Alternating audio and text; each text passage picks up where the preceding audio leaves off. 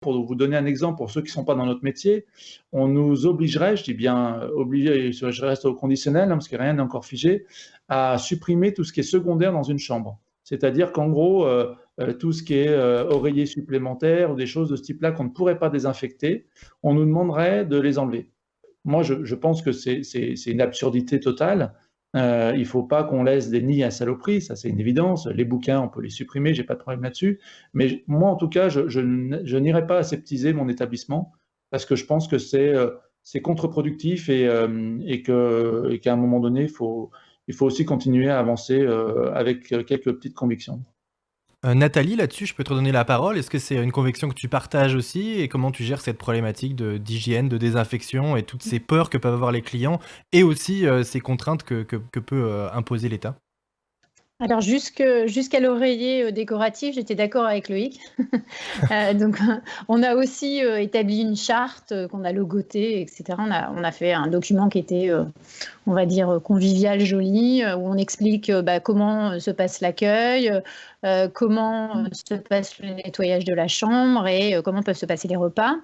Et nous l'entretien des chambres, évidemment tout est en fait, on fait le nettoyage habituel et en plus, on utilise un désinfectant sur toutes les surfaces, un désinfectant professionnel. Et on a fait le choix, pour l'instant, d'enlever les oreillers décoratifs et tous les objets. Mais nous, il y en a peu chez nous, tous les objets, on va dire, type bouquin, etc. Mais on n'avait pas. Nous, c'était surtout les oreillers qu'on a enlevés. Voilà. Après, le truc sur lequel tu n'en as pas parlé, Loïc, mais qui, moi, me pose plus de problèmes et où je suis moins d'accord avec nos instances professionnelles, c'est le fait de laisser 24 à 72 heures entre chaque client dans les chambres, quoi. Voilà, tu vois. Mais alors, Ça m'embête plus. typiquement, le sens de notre discussion, la fin de l'échange, démontre juste qu'aujourd'hui, il va être pondu une réglementation qui devra s'appliquer à un maximum d'hôtels, sachant qu'il sera très difficile, il est très difficile de pouvoir comparer un gros porteur, c'est-à-dire un hôtel d'aéroport de 400 chambres, avec un de mes établissements qui a 60 ou 40 chambres, ou un des tiens qui a peut-être plus ou moins de chambres. Mais concrètement, de toute manière, le législateur en a bien conscience, on va être obligé de s'adapter au cas par cas. C'est pour ça que moi, je veux me mettre. Il est hors de question que je mette en danger, à commencer mes équipes et mes clients. Ce serait une hérésie absolue. C'est pas du tout le sens de mon propos, mais simplement, je garde quand même une certaine clairvoyance pour éviter de faire n'importe quoi et d'appliquer un truc qui me semble inapplicable. Si je peux pas l'appliquer à un moment donné et que c'est vraiment une obligation, ça veut dire qu'il faut que je ferme et puis j'arrête mon activité, quoi, hein. Je vais être un peu caricatural, mais c'est dans le sens-là mon propos, hein. Oui, oui, non, mais je te rejoins tout à fait. Et nous, alors comme on est encore ouvert, on reçoit de la clientèle, un peu de clientèle professionnelle. Et il faut quand même aussi comprendre, évidemment, il faut qu'on prenne nos responsabilités et qu'on mette en place nos chartes. Mais les clients, nous, qu'on a reçus aujourd'hui, qui vont dans les hôtels, c'est pas les plus flippés, hein. Ceux qui sont flippés, ils vont rester chez eux. Donc, ceux qui vont venir chez nous, ils nous font confiance et on va leur montrer qu'ils ont raison de nous faire confiance. Voilà. Aujourd'hui, tout ce qu'on est en train de dire, où nous, on doit montrer patte blanche, n'est pas applicable sur le fameux Airbnb. Donc ça, à un moment donné, il va falloir que le grand public ait bien conscience que d'ores et déjà, dans nos établissements, nous sommes obligés de mettre notre linge dans des blanchisseries qui ont des normes d'hygiène énormes, et c'est normal.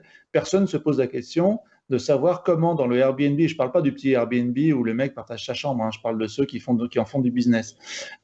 Comment il lavait son linge, surtout dans cette période-là. Est-ce qu'il l'a lavé à 30 degrés et que derrière, il n'y a aucune norme d'hygiène? Comment était lavé le sol? On n'en sait rien. On n'en sait rien, il n'y a aucun contrôle. Enfin, il y a une complète absence d'échange là-dessus au niveau de l'État, puisqu'ils n'arrivent pas à avoir la main sur le Airbnb. Mais hein. Au-delà du cadre législatif, les gens sont vecteurs de changement et je pense que c'est peut-être au-delà des interdictions et des lois auxquelles ils échappent, c'est aussi l'occasion pour les gens de se rendre compte qu'effectivement rien n'est imposé et peut-être que justement les gens n'auront jamais été aussi méfiants à l'égard des Airbnb ou des gens qui sont non professionnels, surtout dans cette période-là. Je pense que les prochaines semaines et les prochains mois nous diront justement quelle est la tendance d'évolution, mais il est probable quand même que toutes les plateformes de partage de particulier à particulier, il y a quand même une inquiétude que ça échappe à des normes strictes et si les clients sont demandeurs de normes, de papier, d'être rassurés chez vous, il n'y a absolument aucune raison qu'il ne le soit pas dans les autres plateformes.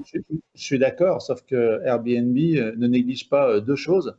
La première, ils ont une force de frappe juridique monstrueuse. C'est pour ça qu'on n'arrive pas à les attaquer aujourd'hui. Quand tu vas à la DGCCRF et de sources fiables, aujourd'hui, tu vas à la DGCCRF, ils sont tous copains avec les juristes de Airbnb. C'est monstrueux ce qu'ils mettent sur la table pour se défendre. Et la deuxième chose, la force de frappe de la communication d'Airbnb est aussi monstrueuse. C'est-à-dire qu'aujourd'hui, ils balancent de l'info en disant qu'ils vont faire du sanitaire et de l'hygiène, sauf que nous, aujourd'hui, les moyens de contrôle, c'est nous qui les menons dans nos établissements et nous, on est complètement visibles et contrôlés. Le monde du Airbnb, ils balanceront de la com. Donc, on va voir comment ça va évoluer. J'espère simplement que ça va remettre le curseur. Moi, encore une fois, pour ceux qui ne me connaissent pas, je ne suis pas contre le Airbnb. C'est eux qui m'ont obligé à me remettre en question, qui font qu'aujourd'hui, la marque et le projet que j'ai mis en place est hyper dans l'alignement de ce qu'on vit aujourd'hui. C'est le retour de l'humain, de la place de vie, de l'échange, du lien. Donc, encore une fois, je ne suis pas contre le Airbnb. Par contre, je suis contre le manque d'équité et le fait qu'il y en ait qui en fassent un vrai business. Et je suis surtout contre le côté sociétal qui fait que dans des lieux comme les miens, c'est-à-dire le centre-ville de Lyon, il y a un paquet de villes, et ce n'est pas du tout marginal, on a vraiment ce phénomène de société dortoir où on a des gens complètement qui fuient nos espaces parce que un petit revenu, parce qu'une famille, aujourd'hui même avec des bons revenus, ont beaucoup de mal à se loger dans notre périmètre. Et donc, c'est la fin de beaucoup de choses. Et ça, c'est un vrai sujet de société. Et j'ose espérer que ce sont des éléments qu'on va prendre en compte aujourd'hui. C'est vrai qu'on oublie parfois de le préciser dans ces sujets-là, qu'il y a en fait deux sujets en un. Il y a par ces plateformes, parce qu'on parle souvent d'Uber aussi, une révolution des usages qui a conduit les professionnels à changer. Et effectivement, on ne pouvait pas lutter contre l'envie du consommateur d'avoir une autre manière de consommer, plus simple, plus rapide, mieux présentée et tous les avantages qu'il pouvait y avoir.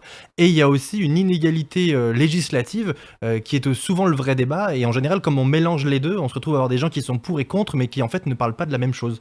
Ça nous a donné en tout cas l'occasion d'avoir votre regard sur ce sujet-là et merci de l'avoir fait.